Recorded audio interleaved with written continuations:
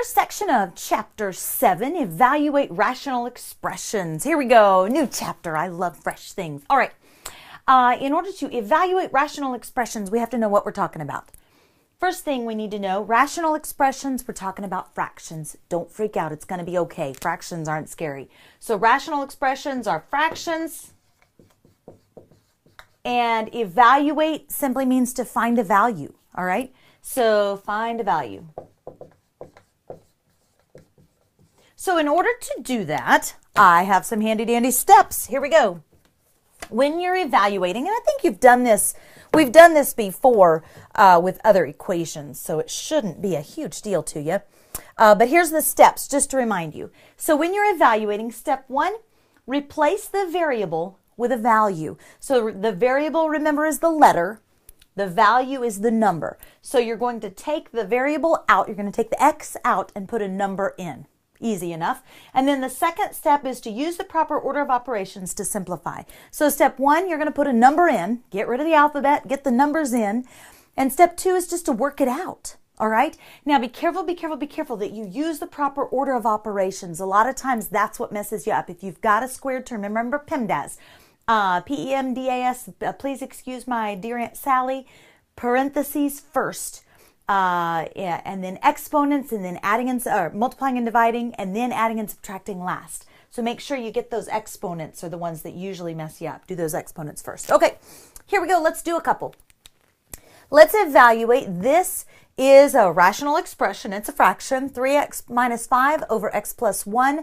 We're going to evaluate for two different numbers. First, we're going to evaluate for x equals 2. So step 1, replace the variable with the value. So we're going to take 3 times x, and we're going to say x is 2 minus 5 over x is 2 plus 1. And so step 2 is just to use my order of operations and to simplify. So the order of operations says I have to do this multiplication before the subtraction. So 3 times 2 is 6, minus 5 is 1, and 2 plus 1 is 3. So, oh my goodness, 3. So bring the 3 over. So where x is 2, the value is going to be 1/3. Easy sneezy. Okay, what if we have a negative number? Let's put it in. So for the second one, let's use a different color just so we don't get confused. All right, so we're going to do exactly the same thing. We're going to replace the variable with a value. So 3 now times negative 1 minus 5 over negative 1 plus 1. All right, 3 times negative 1 is negative 3. Minus 5, so that gives us negative 8 over negative 1 plus 1 is 0. Now, negative 8 over 0, what's the problem with that? You should have said, wait, you can't divide by 0. You can't ever divide by 0. Dividing by 0 is undefined. So, the answer for B is undefined. So how do we know when a value is going to be undefined or not? Could we have gone ahead and seen? Could we have seen what value will make this fraction undefined? We certainly can, and I have some steps for you. Here you go. We know that a fraction is undefined if the denominator is equal to 0.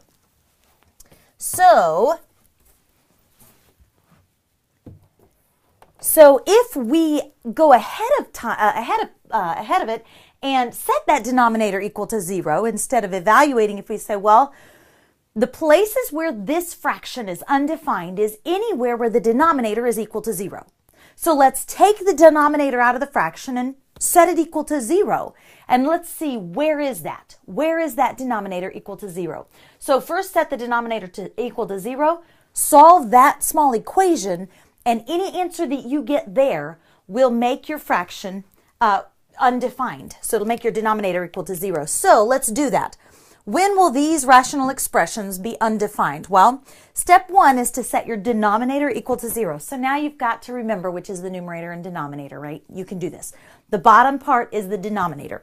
So you're going to ignore the numerator. You don't even care what's in the numerator in these problems. If I want to know when will this rational expression be undefined, all you care about is the denominator. So pull that denominator out, 3y minus 2, and set it equal to 0. Just say, I want it to be 0 now.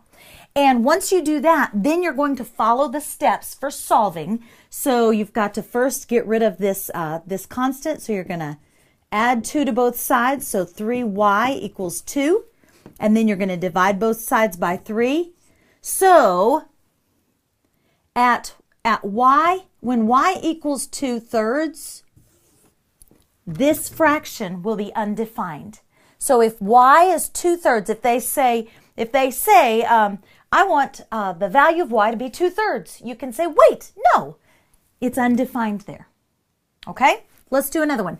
What happens if we've got this great big crazy denominator? Well, it's still the same. Set your denominator equal to 0 and solve. And you know how to do that.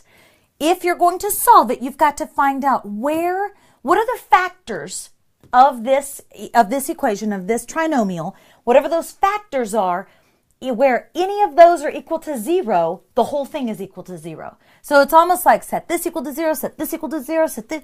Okay, you got to break it down to its smallest parts. So let's break it down to its smallest parts. Remember, we're going to do that with these double parentheses. And x times x is x squared. And remember, you ignore the middle for a little while and go to the third term. And the signs are going to be different because you've got a negative last term. So one positive and one negative. And the factors of 12 are 1 and 12, 2 and 6, 3 and 4. And I want the difference, because I've got different signs, the difference to be 1. So 3 and 4 are just 1 away from each other. So plus 4 minus 1, and I can check it. Don't forget to check it. Negative 1 plus 4. So 4, oh, looky there. It's not 4 times 1 is not 12. 4 times 3 is 12. This is why you always check. There you go. 4 times 3 is 12. So now negative 3 plus 4. So 4 minus 3 is 1. 1x is my middle term. There we go. So this times this equals 0.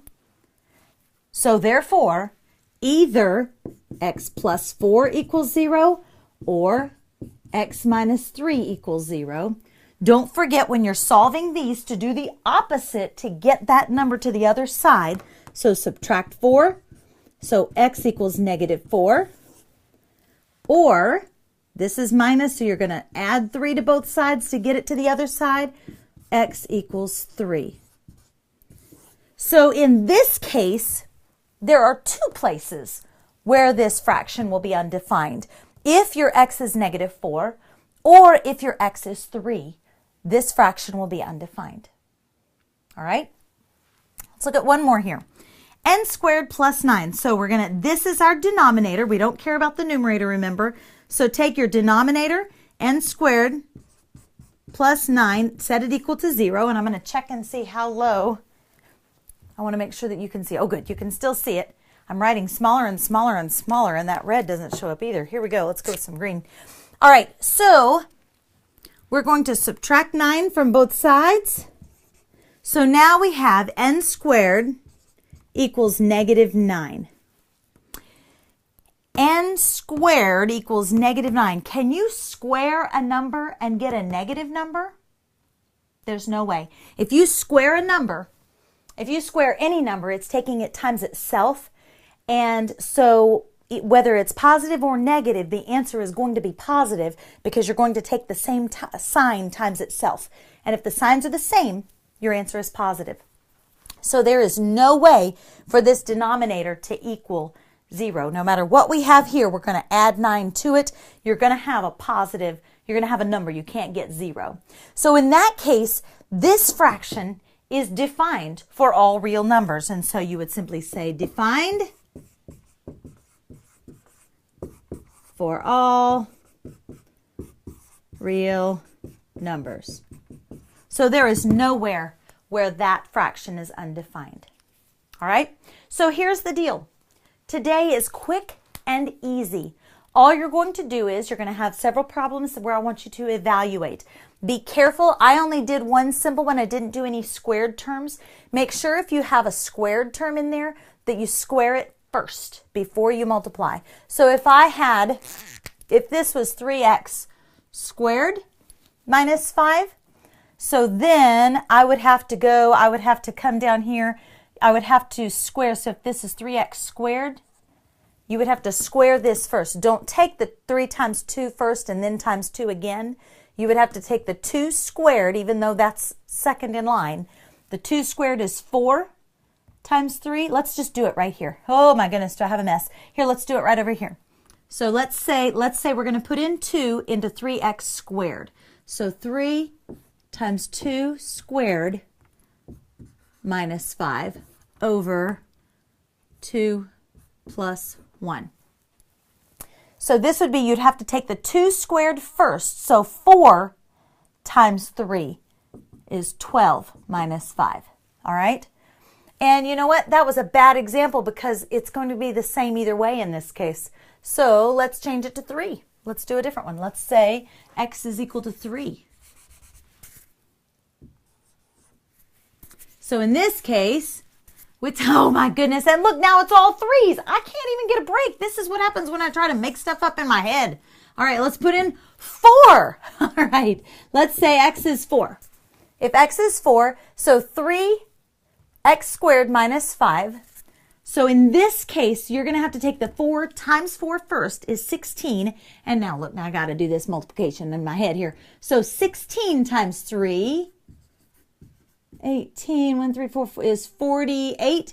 So 48 minus 5 is 43. Oh, good grief, what a mess I've made. All right, and now 4 plus 1 is 5. So 43 over 5 would be your value. This is the correct value. That's going to be different than if you take 3 times 4 is 12 and take 12 and square it. 12 squared is 144. That's going to be much larger than this 43. So make sure if there's a squared term, you square first, then multiply by your coefficient. Now, are you sufficiently confused? Okay. So in the first ones, you're going to evaluate. Simply put in a value for the variable and then solve it. In the second types of problems, what you'll do is you're going to tell me when is this rational expression undefined. So in other words, when is the denominator equal to 0? What values? Sometimes you'll have 1 answer, sometimes you'll have 2, you could possibly even have 3. All right? Good luck, I'll see you later.